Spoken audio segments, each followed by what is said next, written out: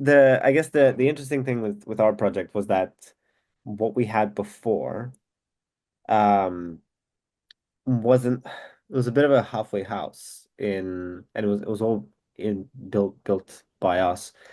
But I say it was a halfway house because we only had um we only had permissions and roles. We only had one resource.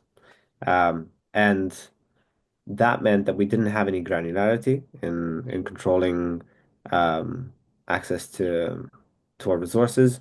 Um, and we had to be very kind of creative with how we built the UI to actually restrict certain behaviors for users.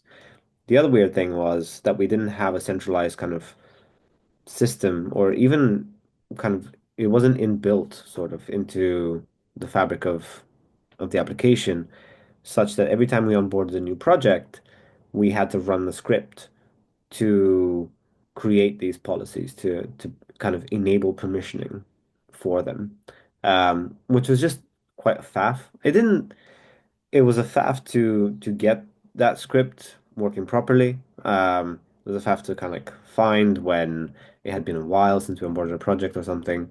Um, and when we decided to kind of like build out this new system, we're kind of like building our V2 of the application.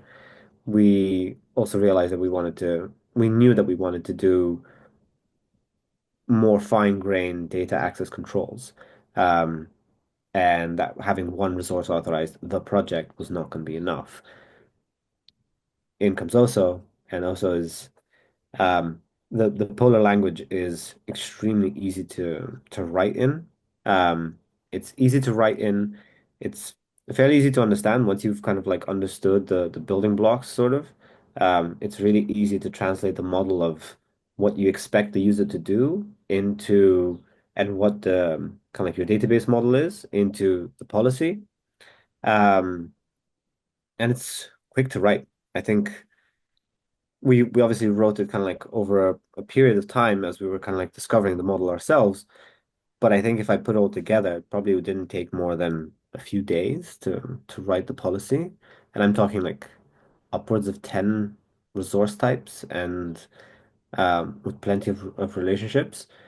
And the other great thing about it is that it's quite easy to collaborate on because it's kind of like this centralized place and because it's so easy to write, you can use it as a reference and it literally reads like a manifest of like this is the access in your application.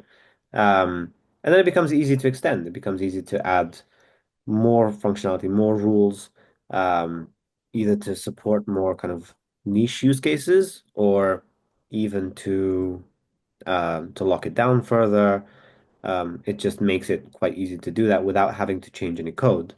One of the things that I absolutely love the most about it, and I want to write a blog post as well. But what I wanted, we wanted to implement kind of like Notion like um, access control because our application is also collaborative. We also have resources that people kind of access and they share with each other and they use in different contexts. So one of the ways to we wanted to enable that for users and to make it easy for them to understand why they have access to certain resources was to kind of like enable this permission inheritance where you can either inherit it from a user group, you can have it directly assigned to you, but how do you tell sort of? And the way we got to do that without any code. It was just like you just write more rules that you can use to query. You can use them for query only purposes, and that is it. That's zero API code, zero database code, all in the policy. It was quite impressive to be able to unblock that use case, which is quite complex.